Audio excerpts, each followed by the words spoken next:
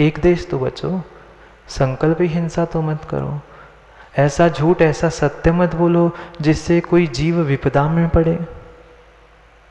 ये अहिंसाणुव्रत, सत्याणुव्रत, अचौर्याणुव्रत, परिग्रह परमाणुव्रत और ब्रह्मचर्य अणुव्रत, ये 5 अणुव्रतों की व्याख्या हमने समझी। जो विवाहित स्त्री पुरुष है वे मात्र अपने ही पति और पत्नी से खुश रहेंगे, अन्य कहीं भी इतरत्र गमन नहीं करेंगे। ये उस ब्रह्मचर्य व्रत का स्वरूप था।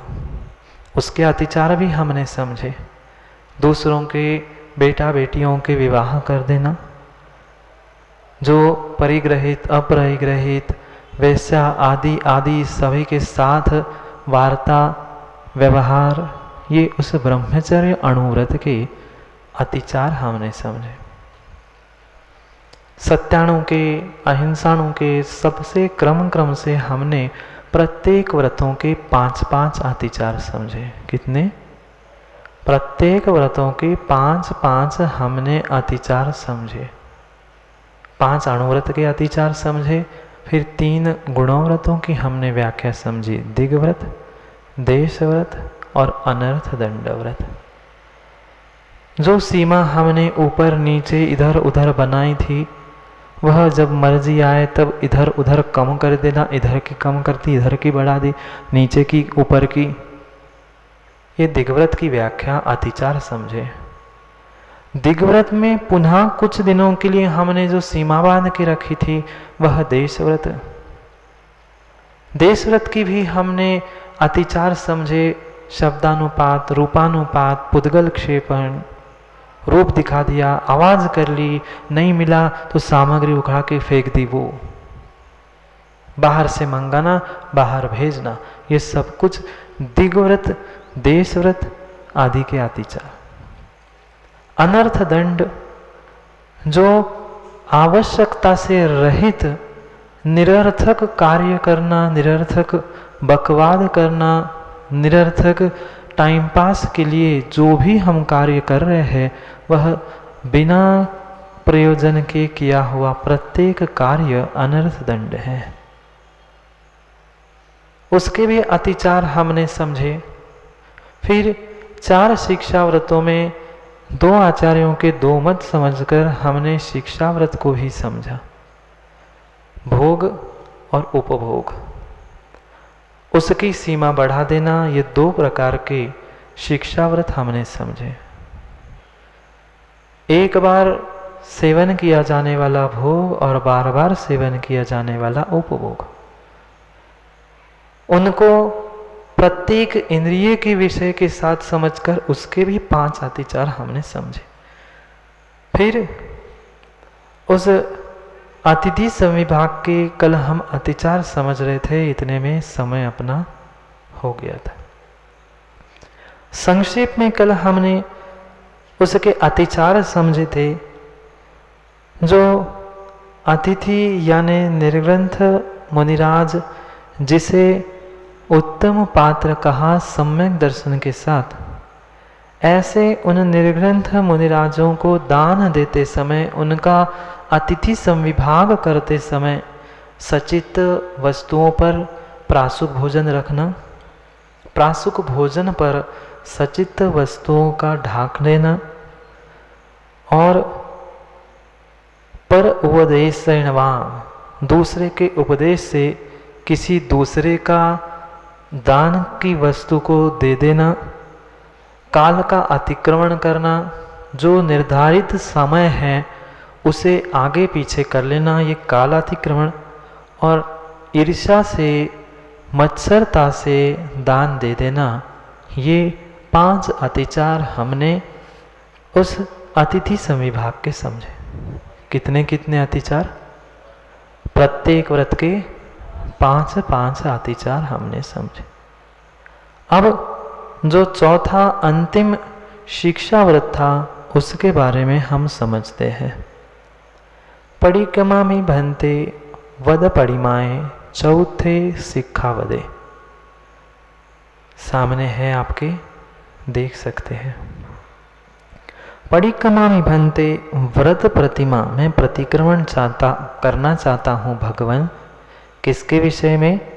व्रत प्रतिमा में चौथे शिक्षावदे, चौथे शिक्षाव्रत में जीविता संसरणेवा, चौथा शिक्षाव्रत था समाधि मरण।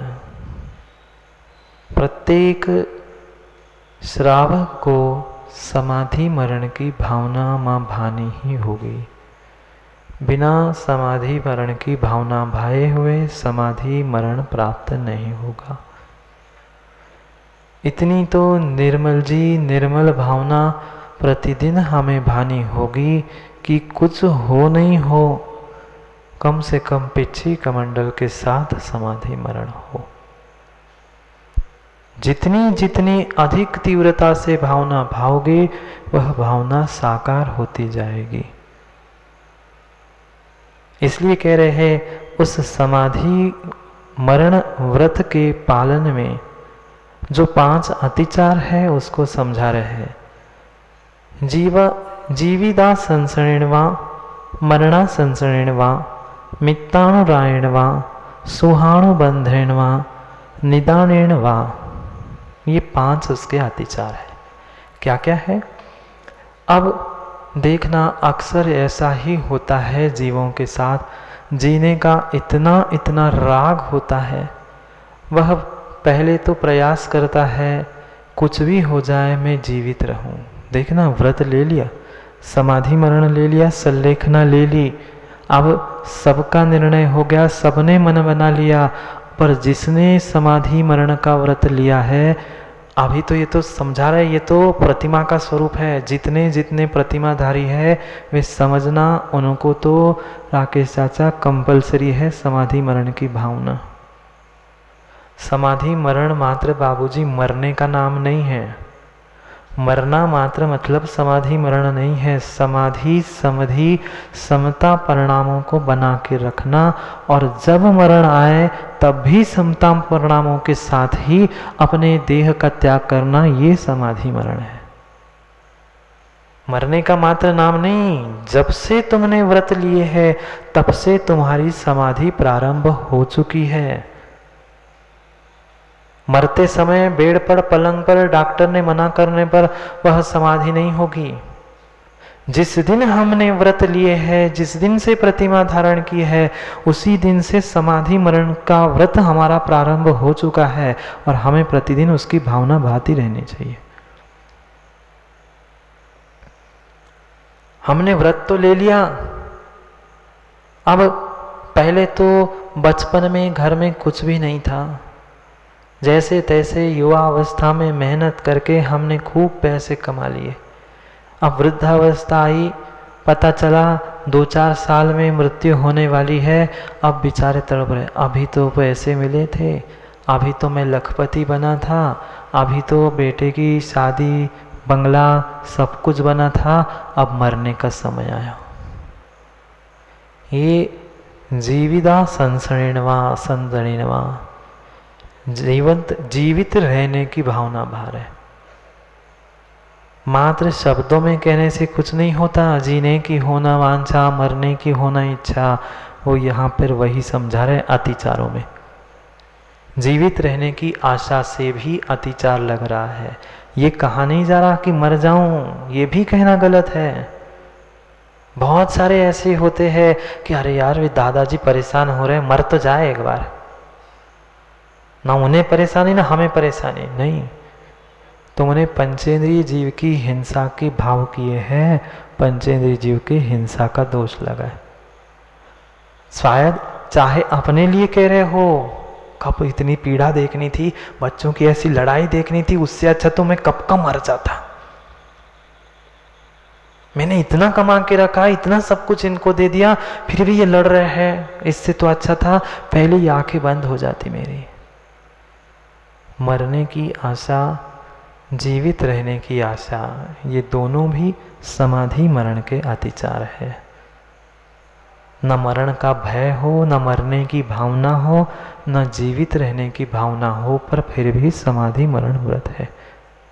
समझना यही समाधि मरण है। मरना, जीवित रहना ये समाधि नहीं है। समता परिणामों से जब तक मरण नहीं आ रहा है तब तक योग्य रीति से अपने जीवन को जैसा अच्छे से अच्छा व्रतों के साथ बीत रहा है, व्रतों का अच्छे से अच्छा पालन करते हुए समता परिणामों के साथ जीना, और मरण आएगा तो मृत्यु को प्राप्त हो जाना, ये समाधि मरण है। न जीने की इच्छा, न मरने की इच्छा। अगर इच्छा कर रहे हैं तो अतिचार है। और आगे कहते हैं मित्रानुरायणवा, मित्रानुरायणवा, मित्रानुराग।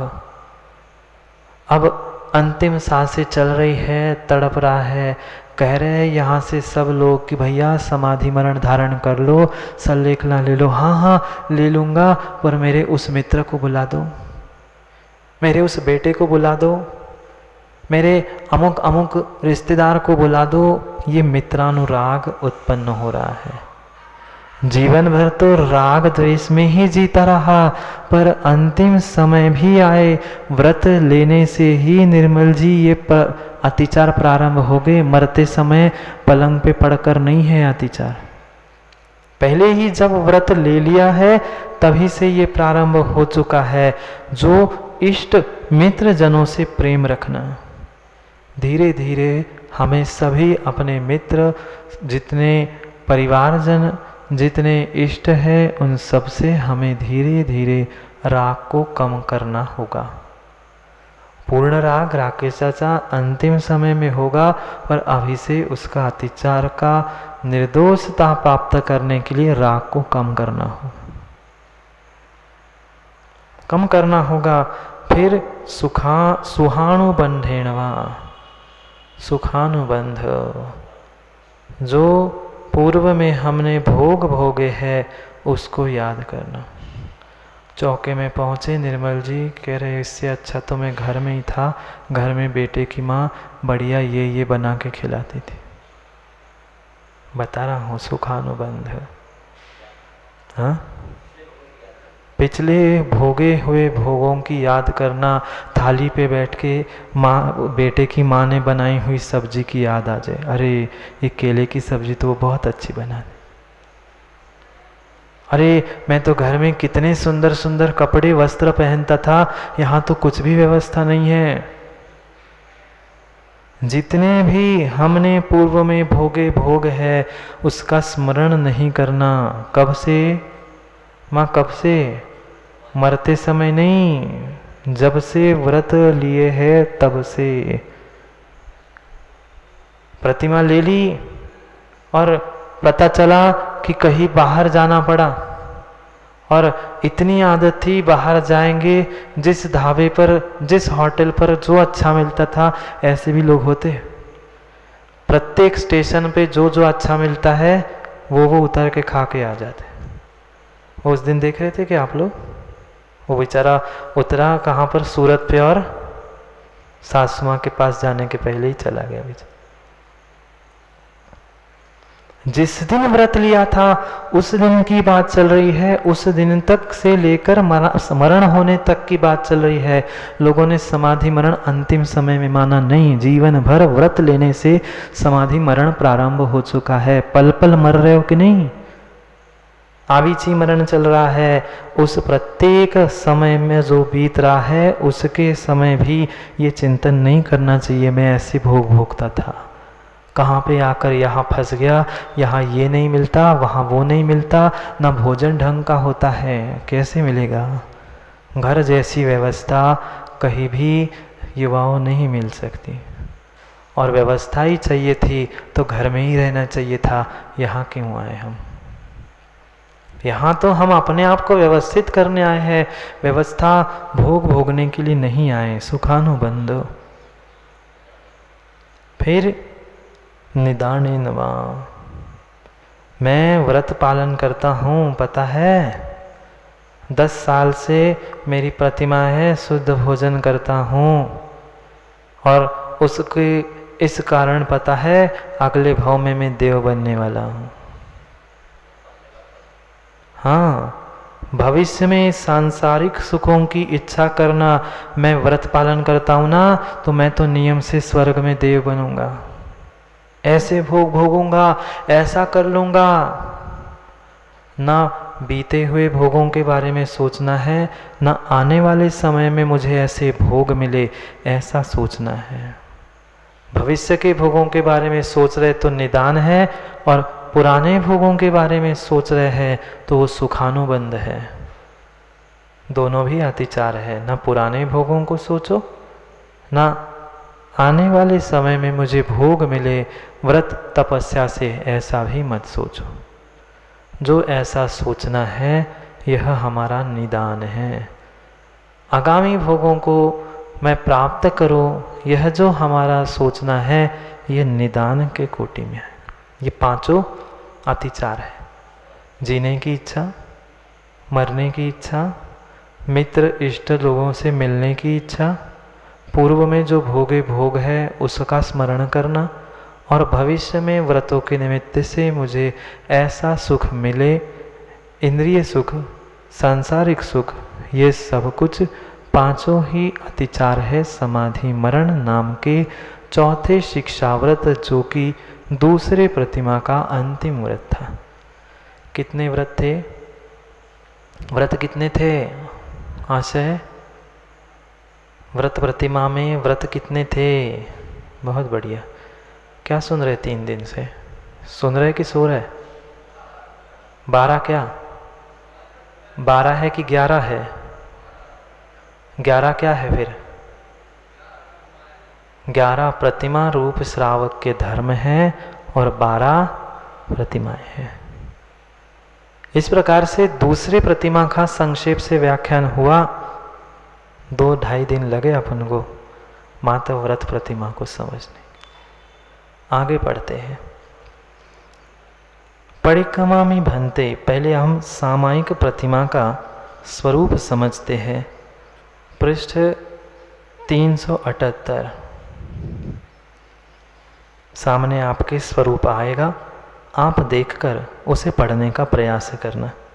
जो तीसरी प्रतिमा है उसका नाम है सामायिक प्रतिमा, और उस सामायिक प्रतिमा के ही स्वरूप को यहाँ समझाया जा रहा है कि किस प्रकार से सामायिक में या सामायिक प्रतिमा का मुझे पालन करना है।